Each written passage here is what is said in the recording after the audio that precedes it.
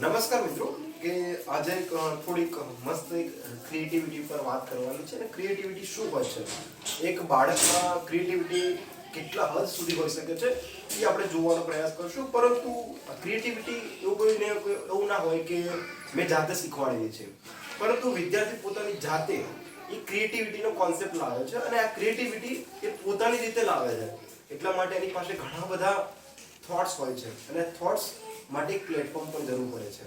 અને જ્યારે આ પ્લેટફોર્મ પર એક એવો પ્રયાસ કરવામાં આવે છે ત્યારે વિદ્યાર્થી કંઈક ને કંઈક નવી નવી રીતે શીખવાનો પ્રયાસ કરે છે અને જોવા માંડો કે કઈ રીતે ક્રિએટિવિટી આવે છે. ઓકે, તો ક્રિએટિવિટી માત્ર ને માત્ર એવું ના હોય કે હોમવર્ક આપવાથી આવતી હોય છે અને ગોખવાથી આવતી હોય છે. ક્રિએટિવિટી આવવા માટેના ઘણા બધા રસ્તાઓ હોય છે. જેમ કે ધોરણ 4 નો અભ્યાસ કરતો એક વિદ્યાર્થી હતો અને એઝ મેં હોમવર્ક આપેલું હતું કે ક્રિએટિવિટી નથી કરવાનું, બટ એટલીસ્ટ એ પોતાની જાતે પોતાના થોટ્સ પ્રમાણે એઝ વેલ એ ક્રિએટિવિટી કરીને લાવ્યો છો.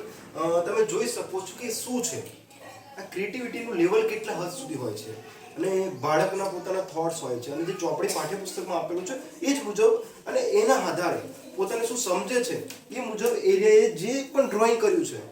ઓકે, ગુજરાતી માધ્યમનું બાળક છે પરંતુ એનું જે ક્રિએટિવિટી હબ છે as well CBSE, ICSE board એ બધા વિદ્યાર્થીઓ સાથે આપણે સમાનતા કરી શકાય, પરંતુ સમાનતા ન કરવી જોઈએ એ પણ મારી એક અપીલ છે મિત્રો તમને.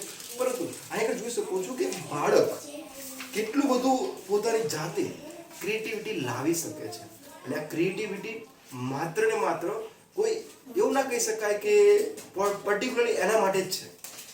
દરેક બાળક સ્પેશિયલ હોય છે અને દરેક બાળક પોતાની જાતે કંઈક કરવાનું અને કંઈક બનાવવાનું ઈચ્છતો હોય છે, પરંતુ એને સપોર્ટ ન મળવાના કારણે ઘણા બધા એના સપના થોડાક ધીમા પડી જાય છે. પરંતુ જોવાનો પ્રયાસ કરીશું આપણે કે એઝ વેલ જે કંઈ પણ હોમવર્ક છે, એઝ વેલ જે પણ વસ્તુ બને છે પાઠ્યપુસ્તકમાં પણ આપેલી છે, પરંતુ જાતે ડ્રોઈંગ કર્યું છે, જાતે કલર ભર્યા છે. હવે ધોરણ 4 નો બાળક છે, ઓકે, તો ધોરણ 4 નો બાળક છે તો એને લાગે છે કે ચલો આવડતું હશે, પરંતુ આટલી હદ સુધી ક્રિએટિવિટી હોવી એ મતલબ બહુ મોટી વાત છે. ઓકે, પોતાની જાતે એવું નથી કોઈને ડાયરેક્શન આપ્યું તેનું તે કામ કર્યું, પોતાની જાતે ક્રિએટિવિટી કરેલી છે. તો એક્ઝામ્પલ તરીકે એઝ વેલ મેન પર્સન દોર્યું છે, એઝ વેલ ગર્લ્સ દોરી છે, બાઇસિકલ દોરી છે, કાર છે, એઝ વેલ બિલ્ડિંગ છે, એઝ વેલ કોઈ પર્સન છે. તો બધી જ ક્રિએટિવિટી એક